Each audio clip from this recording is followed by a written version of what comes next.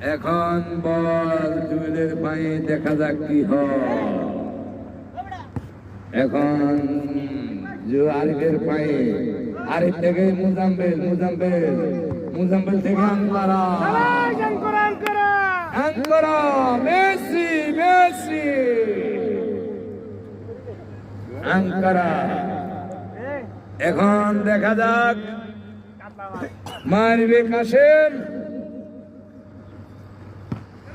দেখা যাক আরিফের ফাই বল, আরিফ থেকে মুজাম্মেল থেকে শাকিল, পাঁচটা হলো না, গোল পাস। দেখা যাক